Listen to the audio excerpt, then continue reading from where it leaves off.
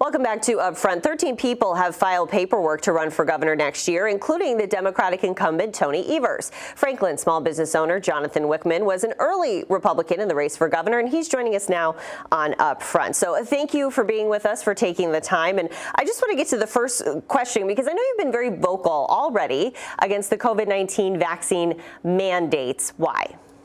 Well, I mean, we live in the United States of America, right? We have the Constitution and Bill of Rights. I'm not against vaccines per se. I just don't think they should be mandated. I think they should be a choice for all people. So yes, when I saw that come down the pipeline, it set me off the wrong way. I don't think it's American. Well, and I would like to hear you kind of explain something to me, because I heard you say if you become governor, you would sign a bill that's even stricter than the heartbeat bill in Texas that already bans abortion after 6 weeks. So explain why you can say you don't think government should have control over a medical decision when it comes to the vaccine mandate, but that it's okay for abortion.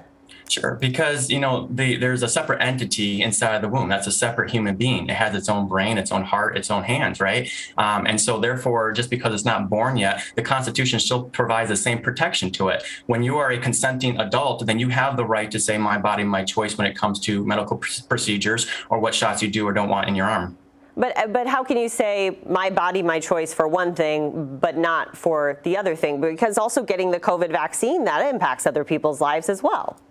Right. So are we talking about abortion still? Yes. Okay. So in regards to, again, it's a separate life. Just because it can't advocate for itself yet doesn't mean that we have the right to kill it. Right. But what I'm saying is the vaccine, that could also impact someone else's life. I'm just trying to understand the difference. Well, I believe in natural immunity. So God gave us an immune system. It's very strong. And if we look at the data, natural immunity is the strongest and it lasts the longest. I don't know why we're not putting so much attention on that, keeping our immune strong, right? Good health, vitamin C, zinc, other treatment options. We're just solely focused on this one shot as it's the only way back to a normal society, which it isn't. And do you believe that the vaccine is a way out of this pandemic? I think it's one of the ways. I think there are many other options that people use preventively, and then also, while they're going through it. There's been many doctors, qualified doctors and nurses that have come out against the shot as well, but the media doesn't cover that.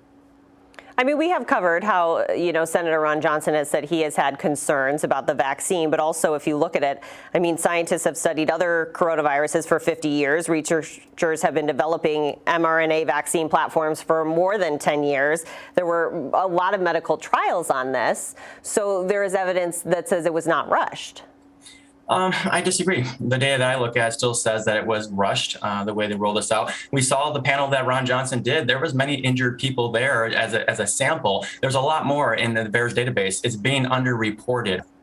Well, when it comes to you running for governor, I'm interested in the Republican primary. How do you think you can beat someone like Rebecca Kleefisch, who has name recognition after being lieutenant governor, and she also has a lot of money behind her?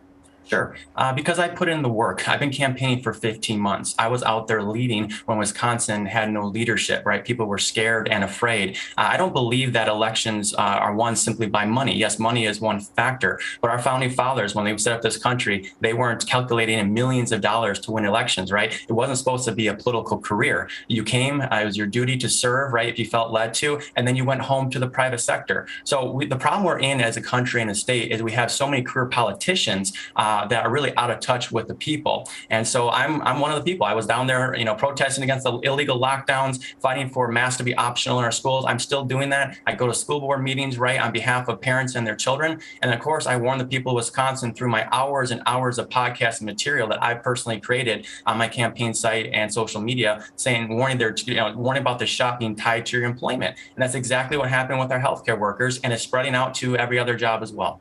And when it comes to one of your endorsements, you have an endorsement from Michael Flynn, of course, the former general and Trump national security advisor. I mean, this is someone who pleaded guilty to lying to the FBI. He attends QAnon rallies.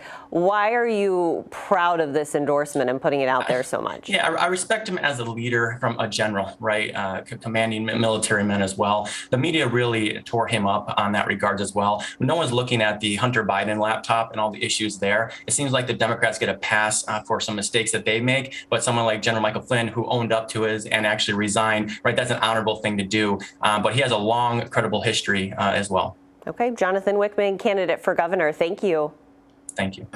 Next on Upfront, we'll check in on efforts to settle those thousands of Afghan refugees who are staying at Fort McCoy.